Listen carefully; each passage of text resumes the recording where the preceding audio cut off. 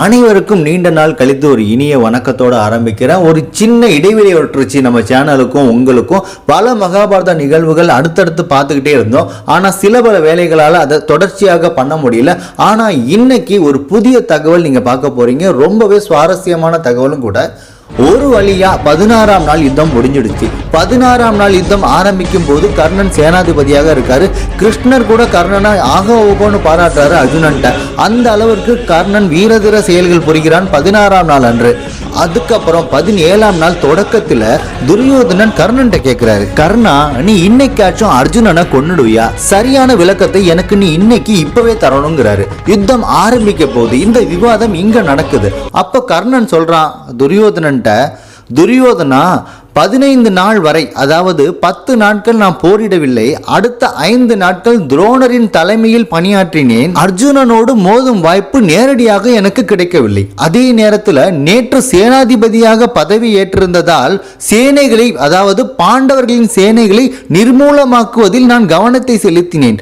ஆனால் இன்று அர்ஜுனனோடு நேரடியாக போரிட்டு அவனை வதைத்தே தீருவேன், இது உறுதிங்கிறாரு. அப்ப அவரு துரியோதனன்ட்ட சொல்றாரு ஒரு தகவல்.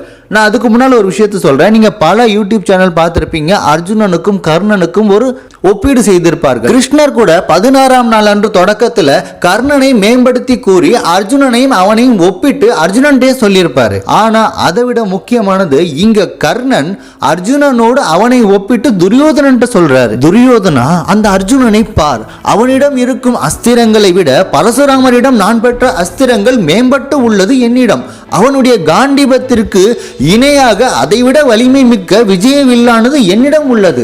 அந்த விஜயவில்லை கொண்டு பரசுராமர் 21 தலைமுறையாக சத்திரிய மன்னர்களை அழித்தொழித்தார். அத்தகைய மகத்துவம் வாய்ந்த விஜயவில்லானதை நான் பெற்றுள்ளேன். அந்த விஜயவில்லை செய்தது விஸ்வகர்மா. அதை கொண்டு இந்திரன் பல வெற்றிகளை பெற்றுள்ளான். அவனுடைய காண்டிபத்திற்கு இணையாக நான் இதை பெற்றிருப்பதால் அவனை விட நான் மேம்பட்டவன். அஸ்திரங்களை பலவற்றை நான் கொண்டுள்ளதால் அதிலும் அவனை விட நான் மேம்பட்டவன். ஆனால் வற்றாத அம்புகள் கொண்ட அம்புரா துணியும் அக்னி பகவானால் அளிக்கப்பட்ட தேர் மற்றும் மகத்துவமான குதிரைகளையும் அவன் கொண்டுள்ளான். அதோடு அவனுடைய மன வேகத்திற்கு ஏற்ப அவனுக்கு சாரதியாக இருக்கும் நாராயணின் அம்சம் என சொல்லப்படும் வாசுதேவ கிருஷ்ணன் அவனுக்கு சாரதியாக இருக்கிறான். அங்குதான் ஒரு பிரச்சனை. அவன் அர்ஜுனனை சரியான வழியில் வழி நடத்துகிறான். அர்ஜுனனுக்கு வரப்போகும் ஆபத்துக்களை முன்கூட்டியே அறிந்து அவனை திறம்பட வழி நடத்துகிறான்.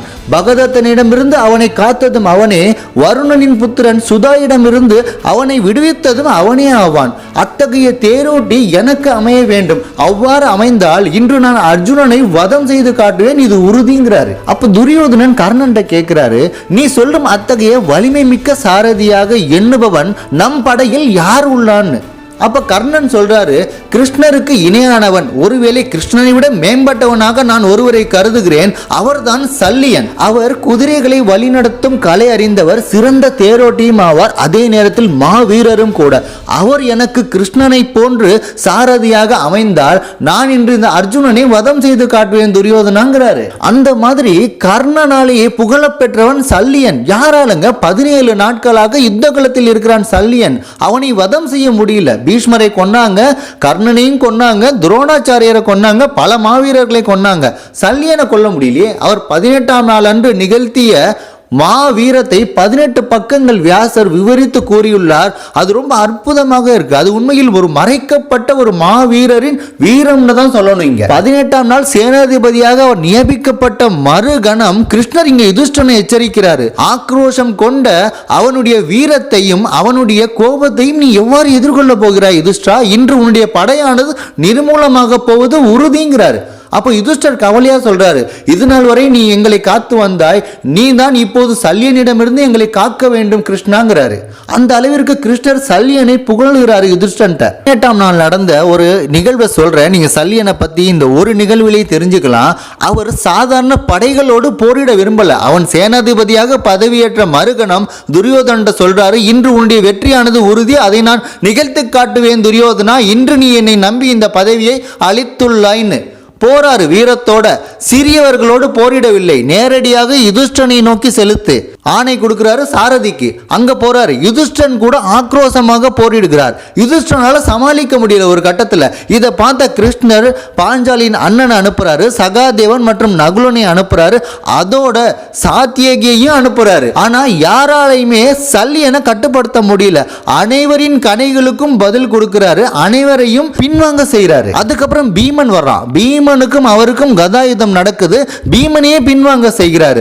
இங்கதான் வியாசர் குறிப்பிடுகிறார், ஆக்ரோஷம் கொண்ட சல்லியனின் கதாயுதத்தை தாங்கக்கூடியவன் பீமன் ஒருவனேன்னு யுத்த களத்தில் அந்த இடத்துல. அதே நேரத்தில் இன்னொன்னு சொல்றாரு, ஆக்ரோஷம் கொண்டு பீமன் கதாயுதத்தை பயன்படுத்தினால் அதை தம் நெஞ்சில் தாங்கும் வலிமை கொண்டவர்கள் பலராமரும் சல்லியனும் மட்டுமேன்னு சொல்றாரு. அந்த அளவிற்கு அவனுடைய வீரமானது 18ஆம் நாள் அன்று மிகைப்படுத்தப்பட்டுள்ளது. அதாவது மிகையாக வியாசரால் சொல்லப்பட்டிருக்கு. அத்தகைய மாவீரன் சல்லியன்.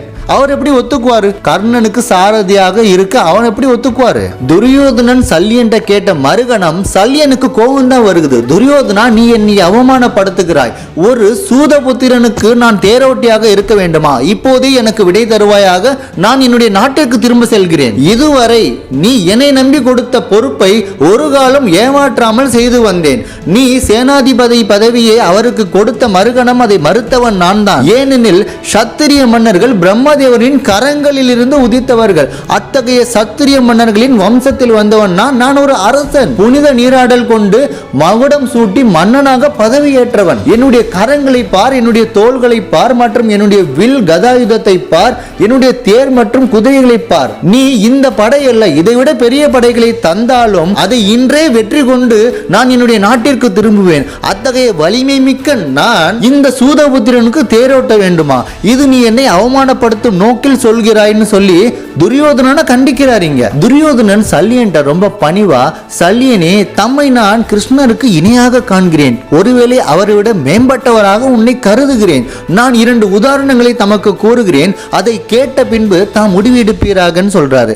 அந்த 2 உதாரணங்களை துரியோதனன் சொன்ன மறுகணம் சல்லியன் ஒப்புக்கொள்கிறான். முதல் நிகழ்வு பாருங்க. துரியோதனன் சல்லியனுக்கு சிவபெருமான் திரிபுரத்தை எரித்த அந்த நிகழ்வை முழுமையாக சொல்றாரு. இந்த இடத்துல உங்களுக்கும் தெரிஞ்சிருக்கும், 3 அசுரர்கள் நிறைய வரங்கள் பெற்று தேவர்களுக்கு சிம்ம சொப்பனமாக விளங்கினார்கள். தேவர்களால் அந்த அசுரர்களை எதுவுமே பண்ண முடியல. அவங்க 3 நகரங்களை அமைத்து ரொம்ப வலிமையானவர்களாக இருந்தாங்க. அந்த நேரத்தில் தேவர்கள் சிவபெருமான்கிட்ட போயிட்டு முறையிடுறாங்க, நீங்கள் அவர்களை வெற்றி கொள்ள வேண்டும்னு. அப்ப சிவபெருமான் சொல்றாரு, என்னுடைய சக்தியில் பாதியை உங்களுக்கு அளிக்கிறேன், அதை கொண்டு அவனை வெற்றி பெறுங்கள்னு. ஆனா அப்ப அவங்க சொல்றாங்க, தேவர்கள், உங்களுடைய சக்தியில் பாதியை தாங்கும் அளவிற்கு நாங்கள் வலிமை கொண்டவர்கள் அல்ல. அதனால் தேவர்களாகிய நாங்கள் ஒன்றாக இணைந்து எங்களின் பலத்தில் பாதியை தங்களுக்கு தருகிறோம். அந்த பலத்தை கொண்டு தாங்கள் அவனை வெற்றி கொள்ள வேண்டும்னு சொல்லி வேண்டுகோள் விடுக்கிறாங்க. சிவபெருமானுக்கும் அது சரியா தெரியுது. அதனால் அவர்களிடமிருந்து அவர்களுடைய பலத்தில் பாதியை, அதாவது மொத்த தேவர்களின் பலத்தில் பாதியை அவர் ஏற்றுக்கொள்கிறார். அதனால அவர் மகாதேவன் என்ற பெயர் பெற்றதாக துரியோதனன் இங்க சல்லியன்ட்ட சொல்றாரு. அதன் பின்பு சிவபெருமான் தேவர்கள்ட்ட சொல்றாரு, நான் போருக்கு செல்ல தேர், குதிரைகள், வில் மற்றும் ஆயுதங்களை தயார் செய்யுங்கள்னு. அதனால தேவர்கள், ரிஷிகள் மற்றும் புண்ணிய நதிகள்னு எல்லாருமே சேர்ந்து தேரின் ஒவ்வொரு பாகமாக மாறுகிறார்கள். விஸ்வகர்மா வில்ல வடிவமைக்கிறாரு. நாராயணன், அக்னி தேவன் பலரும் அஸ்திரங்களாக மாறுகிறார்கள். குதிரைன்னு எல்லாமே தயாரா இருக்கு. இப்ப சிவபெருமான போருக்கு செல்ல தேவர்கள் வேண்டுகோள் விடுக்கிறாங்க, தாம் இந்த ரதத்தில் ஏறி அந்த அசுரர்களை வெற்றி கொள்ளுங்கள்னு சொல்லி. அப்ப சிவபெருமான் கேட்கிறாரு தேவர்கள்ட்ட, எல்லாமே தயாரா இருக்கு, எனக்கு தேரோட்டுபவர் யார்? அவர் எம்மை விட மேன்மையாக இருக்க வேண்டும், அதை கருத்தில் கொள்ளுங்கள்னு சொல்லி தேவர்கள்ட்ட சொல்றாரு. இப்ப தேவர்களுக்குள்ளார ஒரு குழப்பம். இப்ப யார சிவபெருமானுக்கு தேரோட்டியாக நியமிக்கிறது? அவரை விட மேம்பட்டவராக இருக்க வேணும்னு வேற சொல்றாரு. நாராயணன் ஏற்கனவே அஸ்திரமாக உருப்பெற்றுள்ளார். அதனால அவர்கிட்ட போய் கேட்க முடியாது. அதனால பிரம்மதேவர்கிட்ட போய் வேண்டுகோள் விடுக்கிறாங்க, தாம் சிவபெருமானுக்கு தேரோட்டியாக இருந்து அவருடைய குதிரையின் கடிவாளங்களை பிடித்து தேரை வழிநடத்த வேண்டும், தாம் இருவரும் சேர்ந்து அந்த அசுரர்களை அழிக்க வேண்டும் சொல்லி வேண்டுகோள் விடுக்கிறாங்க. அப்ப பிரம்மதேவர் சிவபெருமானுக்கு தேரோட்டியாக இருக்க சம்மதித்து அவருடைய தேரை ஓட்டினாராம். இந்த நிகழ்வை துரியோதனன் சல்லியனுக்கு எடுத்துரைக்கிறார். ஏன்னா கர்ணன் கர்ணனுக்கு தேரோட்டுவது ஒரு மகத்துவமான செயல் என்பதை இவனுக்கு இங்க புரிய வைக்கிறாரு சல்லியனுக்கு. அந்த நிகழ்வு ரொம்ப ஆச்சரியமானது. அதாவது அந்த திரிபுரத்தை எரித்த சிவபெருமான நிகழ்வு ஆச்சரியமானது. அந்த மாதிரி அவர் அந்த அசுரர்களை அழிக்க செல்லும் போது அவருடைய தேர், வில், அவருடைய பலம் மற்றும் தேவர்களுடைய பாதி பலத்தை அவர் தாங்கியுள்ளார். மற்றும் பல தேவர்களும் அந்த ரதத்தில் இருக்கிறதால அந்த ரதத்தின் கனமானது மிக அதிகமாக இருந்துச்சாம். அதனால அது பூமியில் அழுந்த பெற்றதான் அந்த அசுரர்களோட போரிடும் போது. அப்போ நாராயணன் அந்த அஸ்திரத்தின் முனையிலிருந்து வெளிப்பட்டு எருதுவாக ரூபம் கொண்டு அந்த தேரை தாங்கி பிடித்தாராம். அதன் பின்பு சிவபெருமான் அந்த அசுரர்களை வெற்றி கொண்டார். இந்த இடத்துல இன்னொரு நிகழ்வு கூட சொல்லுவாங்க. அசுரர்களை சிவபெருமான் வெற்றி கொண்ட போது தேவர்களின் மனதில் ஒரு கர்வமானது தோன்றியதாம். எங்களின் பலத்தை கொண்டுதானே சிவபெருமான் வெற்றி பெற்றார் அப்படின்னு அவர்களுடைய மனதில் நிலைத்ததை உணர்ந்த சிவபெருமான் ஒரு புன்னகை புரிந்தாராம். அதாவது அந்த புன்னகை எப்படி இருக்குன்னா அந்த ஆணவத்தை அழிக்கக்கூடிய புன்னகை. அவருடைய புன்னகையை பார்த்து பயந்துட்டாங்களாம் தேவர்களே. அவருடைய புன்னகையாலேயே அந்த திரிபுரமும், அதாவது அந்த 3 அசுரர்கள் உருவாக்கி வைத்திருந்த நகரங்கள் எரிந்து சாம்பலானதாம். இங்க அவருடைய புன்னகையால நகரங்களும் சாம்பலானது, தேவர்களின் மனதில் இருந்த அந்த அகங்காரமும் எரிந்து போனதாம். இது அழகா எழுத்தாளர்கள் சொல்றாங்க. அவ்வளவு அருமையா இருக்கும். ராமாயணத்துல கூட ஒரு கட்டத்துல இந்த நிகழ்வை சொல்லுவாங்க. சீதை ராவணனை பார்த்து சிவபெருமான் எவ்வாறு திரிபுரத்தை எரித்த போது ஒரு புன்னகை புரிந்தானோ அதை போன்ற ஒரு புன்னகையை சீதா இங்கு ராவணனை பார்த்து புரிந்தால் அப்போது ராவணன் அச்சப்பட்டு அங்கிருந்து நகன்றான்னு கூட சொல்லுவாங்க. அந்த அளவிற்கு அந்த திரிபுரத்தை எரித்த நிகழ்வு ரொம்ப அருமையாக சொல்லப்பட்டிருக்கு. துரியோதனன் இந்த நிகழ்வை சொன்ன மறுகணம் சல்லியன் மனதில் ஒரு 50% கர்ணனுக்கு தேரோட்டலாம் என்ற ஒரு முடிவு வருது. ஆனாலும் அவனுடைய சந்தேக முகக்குறிகளை கொண்டு துரியோதனன் இன்னொரு நிகழ்வையும் சொல்றாரு. பரசுராமர் சிவபெருமானை நோக்கி பல ஆண்டுகள் கடும் தவம் புரிகிறார். சிவபெருமானும் வெளிப்படுறாரு பரசுராமர் கிட்ட. அப்போ பரசுராமர் பல அஸ்திரங்களை வேண்டி நிற்கிறாரு சிவபெருமான்ட்ட. அப்போ சிவபெருமான் சொல்றாரு பரசுராமர்ட்ட, பரசுராமா, நீ இந்த அஸ்திரங்களை பெற தகுதியுடையவன் தானா? ஏனெனில் நான் வழங்க போகும் அஸ்திரங்கள் மிகவும் சக்தி வாய்ந்தவை, வலிமை மிக்கவை. ஒருவேளை நீ அதற்கு தகுதி அற்றவன் என்றால் அந்த அஸ்திரங்கள் உன்னையே அழித்து விடும். அதனால் யோசித்து சொல்வாயாகன்னு சொல்லி பரசுராமர்ட்ட சொல்றாரு. அப்ப பரசுராமர் சிவபெருமானுக்கு பதில் சொல்றாரு, மகாதேவா, நான் அந்த அஸ்திரங்களை பெற தகுதியுடையவன் என்று தாம் எப்போது கருதுகிறீர்களோ அப்போது அதை எமக்கு தந்தால் போதும்னு சொல்லி விடைபெறுகிறார் அங்கிருந்து. அதன் பின்பு பரசுராமர் சிவ பூஜை, பல வேள்விகள், யாகம்னு சிவ தியானத்தில் மூழ்கி இருக்காரு. அந்த மாதிரி காலங்கள், ஆண்டுகள் கழிந்து கொண்டிருக்கும் போது தேவர்கள் ஒரு முறை மகாதேவர்கிட்ட போய் முறையிடுறாங்க. அசுரர்களின் பலம் நாளுக்கு நாள் பெருகி வருகிறது, எங்களால் அவர்களை வெற்றி கொள்ள முடியவில்லை, தாங்கள் தான் எமக்கு உதவ வேண்டும்னு சொல்லி. அப்ப மகாதேவர் பரசுராமர் முன்பு தோன்றி அவர் அன்று வேண்டிய அந்த பல அஸ்திரங்களை பரசுராமருக்கு தராரு. நீ இதை பெற தகுதியுடையவன் தான், இந்த அஸ்திரங்களை கொண்டு அசுரர்களை அழித்தொழிப்பாயாகன்னு சொல்லி.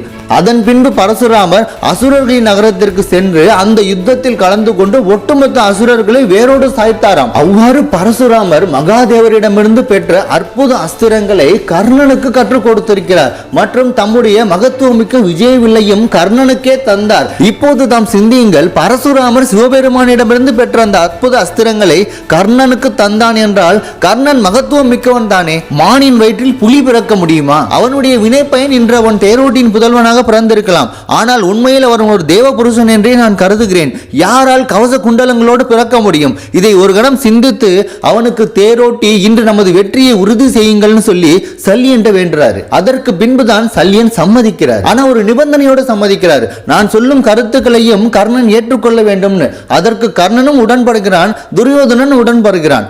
அவ்வாறு இருக்க சல்லியனின் கருத்துக்களை கர்ணன் நிராகரித்தான்னு மகாபாரதத்தில் பல பக்கங்களில் வருகிறது. அதனால சல்லியன் மேல நம்ம எந்த கோபமும் பட முடியாது. அதே நேரத்தில் உங்களுக்கு சல்லியன் மேல இன்னொரு கோபமும் இருக்கும். கர்ணனை சாய்க்கும் திட்டத்தில் சல்லியனின் அவதூறு வார்த்தைகளும் ஒரு காரணமாக இருந்ததுன்னு. சல்லியன் ஏன் அவதூறு உரைக்க வேண்டும்? கர்ணன் ஒரு மாவீரன் என்று தெரிந்தும் சல்லியன் ஏன் அவனை இழிவுபடுத்தினான்னு உங்களுக்குள்ள ஒரு கோபம் இருக்கும். அதுக்கு ஒரு வேற காரணமும் இருக்கு. சல்லியன் மேல எந்த ஒரு குற்றமும் சொல்ல முடியாது. ஏன்னா துரியோதனன் மற்ற யாருக்கும் செய்யாத வஞ்சகத்தை சல்லியனுக்கு செய்து அவனை தன் பக்கம் ஈர்த்து கொண்டார். ஏன்னா சல்லியன் ஒரு மாவீரர், அவர் இருக்கும் தரப்பில் வெற்றியானது சற்று கூடுதலாக இருக்கும் என்ற ஒரு காரணத்தால. இந்த நிகழ்வு நடந்த மறுகணம் யுதிஷ்டர் கொஞ்சம் வருத்தமா இருக்காரு, சல்லியன் அவர்கள் தரப்பிற்கு சென்றதால. அப்போ கிருஷ்ணர் யுதிஷ்டர் சொல்றாரு, நீ சல்லியனிடம் சென்று நான் சொல்லும் ஒரு வரத்தை பெற்றுவான். யுதிஷ்டரும் போறாரு சல்லியன்ட்ட. சல்லியன் ரொம்ப வருத்தப்படுறாரு, துரியோதனன் செய்த வஞ்சகத்தால வாக்களித்து அவன் பக்கம் போரிட வேண்டிய ஒரு நிர்பந்தத்தில் இருக்கிறேன், என்னால ஒன்னும் செய்ய முடியலன்னு சொல்லி. அப்போ யுதிஷ்டர் சொல்றாரு, எனக்கு ஒரு வரம் தாருங்கள்னு. கண்டிப்பாக தருகிறேன், என்ன வரம் வேண்டும்னு கேட்கிறாரு சல்லியன். தாம் கர்ணனை சந்திக்கும் போதெல்லாம் அல்லது கர்ணன் அர்ஜுனனோடு போரிடும் போது கர்ணனை அவமானப்படுத்தி பேசி அவனுடைய வீரத்தை தரைக்குறைவாக பேசி அவன் மன உறுதியை குலைக்க செய்ய வேண்டும், இந்த வரத்தை தாம் எனக்கு நல்க வேண்டும்னு சொல்லி யுதிஷ்டர் கேட்கிறாரு. அப்ப சல்லியனும் அதற்கு உடன்பட்டு அந்த வரத்தை தருகிறார். இங்க சல்லியன் மேல எந்த குற்றமும் இல்லை. தாம் அளித்த வாக்கிற்காக துரியோதனன் தரப்பில் யுத்தம் செய்தான். அதே நேரத்தில் தாம் அளித்த வரத்திற்காக கர்ணனின் வீரத்தை இழிவுபடுத்தினான். ஆனா வஞ்சகன் அவர் மேலேயும் எதுவும் குற்றம் சொல்ல முடியாது. ஏன்னா சூழ்ச்சியின் நோக்கம் தர்மமானால் அந்த சூழ்ச்சியும் தர்மமே ஆகும். அதைத்தான் உணருங்கள். மீண்டும் ஒரு சுவாரஸ்யமான மகாபாரத பதிவில் உங்களை சந்திக்கிறேன். அதுவரை உங்களிடமிருந்து விடைபெறுகிறேன். நன்றி, வணக்கம்.